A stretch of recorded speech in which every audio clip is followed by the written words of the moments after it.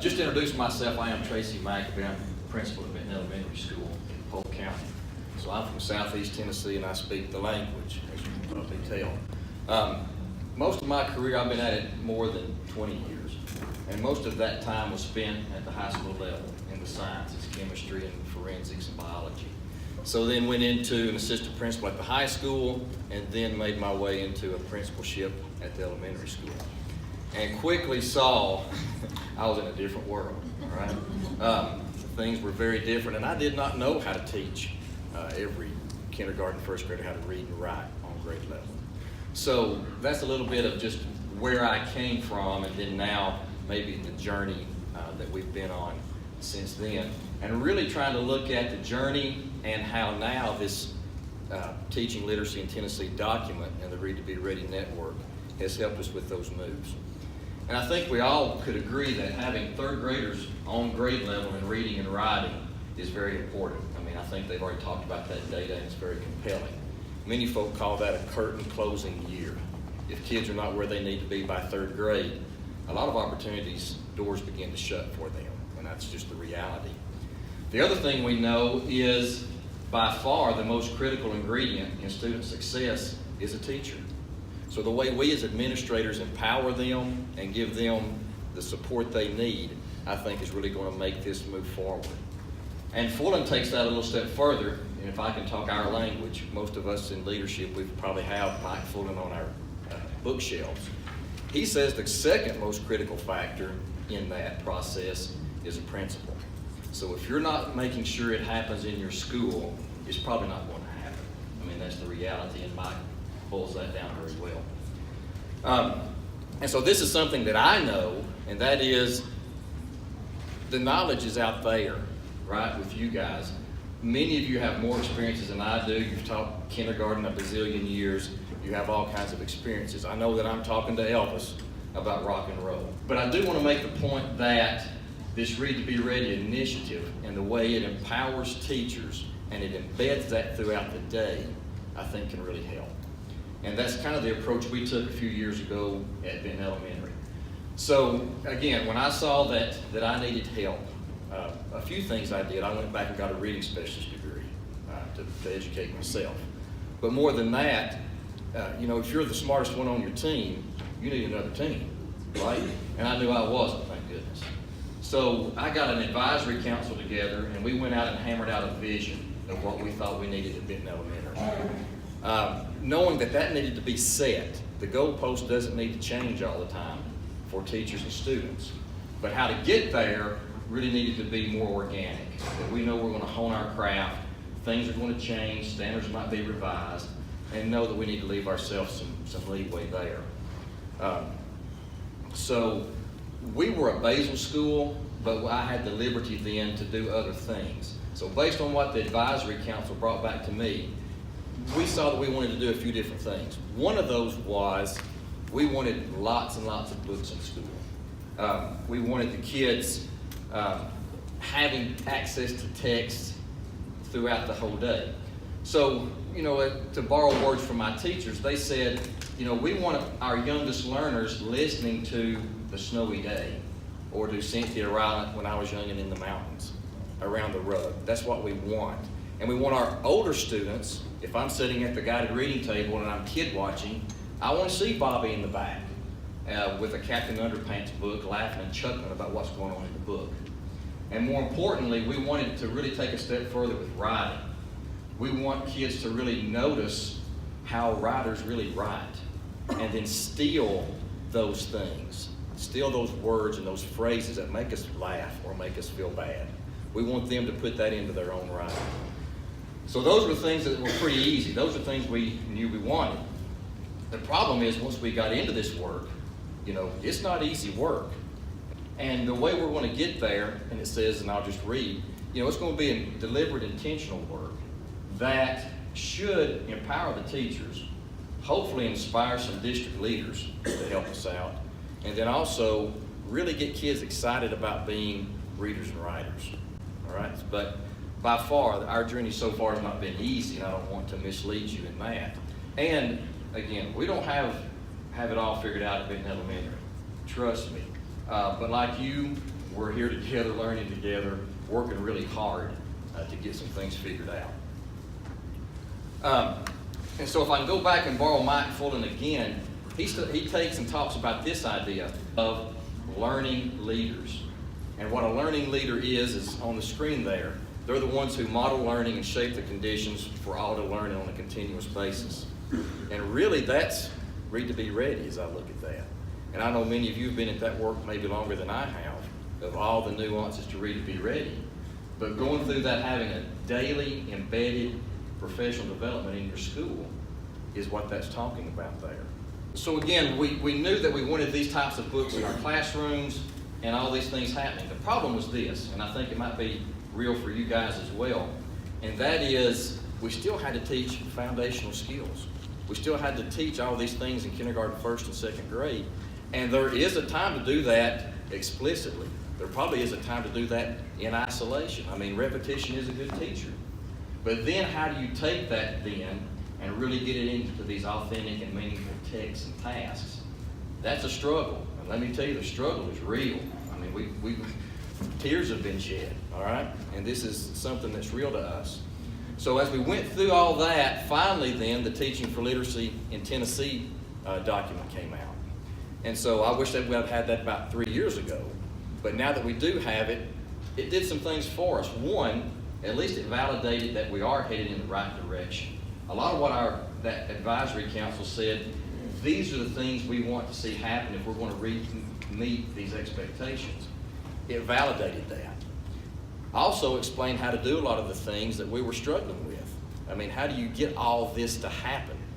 And for us, it's been a great discussion starter. If you look at that vignette of what that teacher does throughout the day, that's pretty powerful. And then when he explains, this is why I did what I did, that really helped our teachers. And it pushed our thinking in text selection and how to develop units.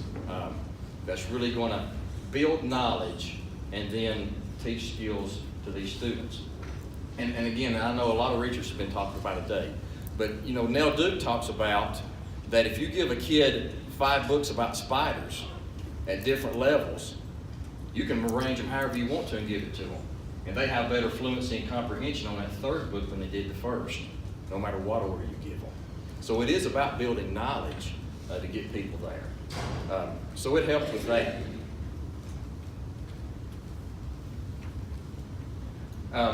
And again, leadership, I think that's who I'm talking to here, is most of your leaders, some coaches. Human capital is where it's at, and the teachers are our most crucial resource. And the better that we're able to help them, the better our day is going to be. I mean, we're not the ones who go and sit with 25 kindergartners at 7:50 in the morning, all right? They are those who are going out and facing those kids early in the morning. And if we are, it says there, the Read to Be Ready Coaching Network is an effective model for building capacity. And I can just speak to that from me at Benton Elementary. I know your schools are very different, and you may have things set out a lot more conducive to these things than I had. But there was me at Benton Elementary, all right? There was no assistant, no counselors, none of these things, right? And so now to have a coach there, now to have Kelly Key from the core office that comes by and helps, our capacity to build knowledge among our teachers is exponential. It's not additive. It is exponential at the way we can meet with teachers and have conversations about how to move kids forward. It really has helped our school, our rural, poor school. And my hunch is many of you probably have the same types of situations I do. Poor kids and still have too many struggling readers, right? So that has helped us in many ways. The issue still that we have, I think, is how to get teachers together to give them some information they need to hone their craft and then take that back into the classroom. For me, it's always been really hard to get teachers together in the summer. I mean, they have lives, as they should. So getting everybody together so that everybody gets the same information and can build on that is pretty difficult. Our district, I get a lot of support from my superintendent, Dr. Jones. He gives us a lot of leeway, so I'm not talking negatively about my district, but here's the reality of it. In our calendar, we don't have days built in for sustained professional development for our teachers. We've got some in-service at the beginning, we've got some things at the end, and that's pretty much it. So what are we going to do? One of the things I did as an example was he did give me some control over Title I money. So I laid back a few thousand for substitutes so that periodically throughout the year I can let us first and second grade off. And all day, and Kelly may come by or different ones, we hammer these things out all day long and get a plan. Then we go do it and wrestle in the mud and mess it up and have UT come by and watch. We partnered with them and they'll come by and give feedback. Kelly may come back and give feedback. We get subs back in again, have another day to hammer things out and see what we did good and bad. And we try to continue that every so many weeks throughout the year. That's really the only way I have found that I can do that. And I think that's probably a pretty good use of money. Subs are pretty cheap to be able to really have teachers dig in deep throughout the year. And I sure try to, I know our lives are hectic as principals, I get that. But I do try to go into these trainings with them. And again, it's this idea of a learning leader, that you know what they know. And I think that's a fair thing to do, in my humble opinion, for me to go in as a high school biology teacher and observe a 15-year veteran kindergarten teacher. I need to know a little bit more than that before I can give honest feedback. And then another thing is, with Tina, my coach now, really trying to make sure that I don't hand her things she don't need. As in, for example, RTI. I don't need Tina out making pretty blue and red and green and yellow graphs all day about RTI for everybody in my school. Tina needs to be coaching, so it's really a constant struggle for me. It's not an easy thing, but to make sure I don't let Tina get pulled in different directions there.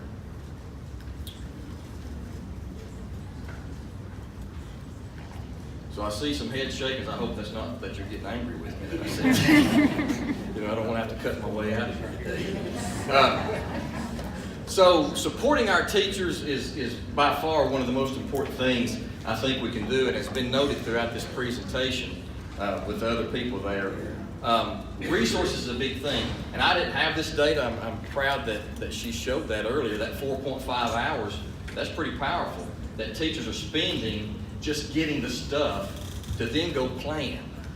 In my humble opinion, we've got too much on teachers right now. My humble opinion. They're forgetting to turn their car off when they pull up in the parking lot or something like that. The car keeps running.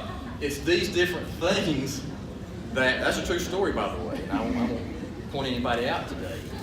But the thing is, it's not fair that they should go out and get these things like they are and then expect them to do all the other things and to be a master teacher and to be a master at pedagogy to be able to get everybody where they need to be.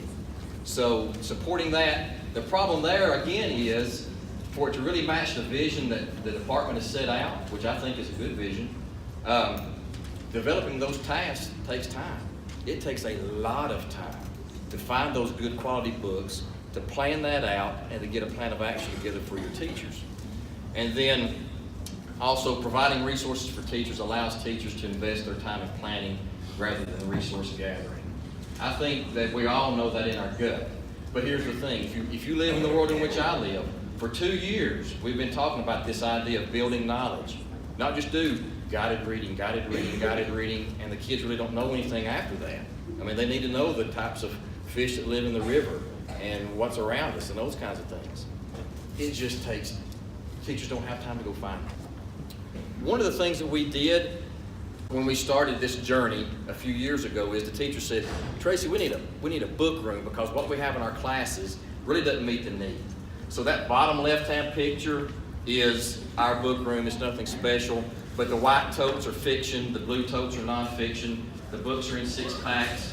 Teacher can get that level A through Z if you're a Fountas and Pinnell person, and the teachers can go get that. Now we thought, hey, we've got it going. Now balloons are going to be released at the end of the day when the buses pull up and doves will flutter around. And we did guided reading, and guess what? We were still missing pieces to those things. So the teachers, we looked at some other ideas, and the teacher said, we need books in our classroom. So that was a focus for us. The bottom right is a first grade class. That's just a fraction of what she has. She probably has 1,200 books in her classroom.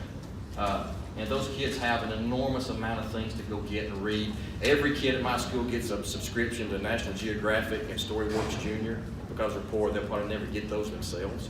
The top left is a 4th grade classroom. The bottom is all these series books, and then the top totes, you can't see it, but they're organized like adaptations, animals, I don't know, U.S. leaders and that type of thing. So when they study these things, they go and get a tub, and they've got all these resources available for them as they study the different biomes. They're doing the desert and the tundra and all these things. So we did do that, and then the teachers brought those books into the school, or into the classrooms. So again, if I can say this, that just fit us to go in that direction. That's not to say that what you have is better than what I have. These are just the resources the teachers thought that were good for us. Every 2nd through 5th grade classroom at Benton now has probably 800 to 1,000 books per classroom. Kids can go get, which has been a focus for us. And then you've seen unit starters, that's the top right-hand picture. And so Dr. Alves and her team, we threw our name in the hat for these unit starters to be a pilot, and we were fortunate to be chosen. And I'm very excited about that because when, like I said, when Kelly came by and we bought all these books up and different things, it really allowed us to see the depth of the standard. Here's the thing. As we really dove into that, we're talking about text after text after text brought in for 1st grade. And it's been my experience that humans don't do a lot of different things because they don't see how it ends. They can't see the end point, so it's really scary to get there. Like I said, we've talked about unit starters forever, for 2 years. We don't have any though, until we got chosen for the pilot because we couldn't see how to get there. Once we did that training for 2 days, we saw it. And we saw how you could embed the foundational skills, and we saw all these things. And the really cool thing is once you see it, you don't unsee it. So that's when a lot of this excitement began to ferment and bubble up with teachers and that type of thing. The kids were excited, and it's at the point there where you kind of pull back that curtain and you expose the wizard and you see that it's nothing really special. It's just a whole lot of hard work with those texts. So a lot of excitement with teachers, and we're really amazed at what the kids could do. And I know they've showed you different things here, but this is one from our unit starter and 1st grade. So you can see they've illustrated spring, summer, fall. They talk about how that happens, rotation, revolution. They talk about waxing and waning. I mean, I was pretty amazed when I go in and hear these conversations with 1st graders, the waxing and the waning of the moon, when you open up this brochure. And as I was leaving one day, Kelly came by and wanted to observe, so I went in with her. Then I go back in a 2nd day. This little 1st grader sprawled out on the floor with his book. And the teacher did a very good job to do this. She set it up this way. She said, guys, I don't want you to tell me any facts I already know. I don't want you to talk about revolution, rotation, waning, and waxing. I don't want that. Get a book, get a buddy, and find a new fact about these things. Okay? So I'm getting ready to leave, and the little guy grabs my pant leg because he's laying down on his belly. That's what 1st graders do. And he says, you want to know my fact? And I said, sure. What is it? And I leaned down and he says, look here, and he points to it in the book and says, it would take us 11 months to fly from Earth to Mars. That's a long time. I said, yeah, that is a long time. Now that may not impress you again, but now from my community and with my kids, for him to find that himself in a text and have that inner monologue and interact with a text and then talk about that and know that's a long time, I was pretty impressed about that. And I think a lot of that is about building knowledge as you stay in there. Those little hooks in the brain get things attached to them. Right there.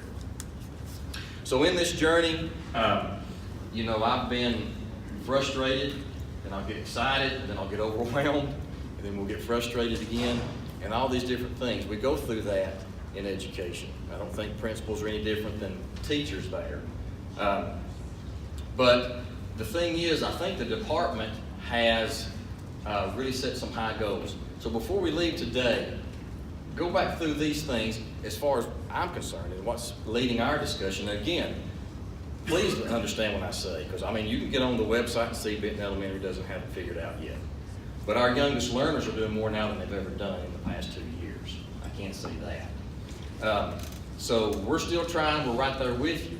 But look, how are those 3 literacy priorities, text selection, questions and tasks, and foundational skills playing out in your school?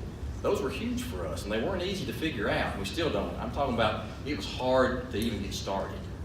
How are you ensuring your teachers have time for professional learning throughout the year and making sure your coach is coaching and not making pretty charts and graphs? And then how are you ensuring your teachers have the resources and materials they need? These unit starters are really powerful in my opinion and give you a lot of resources to choose from. So again, I know that the bar is set high. The department has set really high goals. I'm sure you set high goals for yourself and for your teachers. So at least when I was thinking about the goals, I thought about this quote. It's one of my favorite. Now I've been in Tennessee for quite a while, and we've not always had the support we have, in my humble opinion.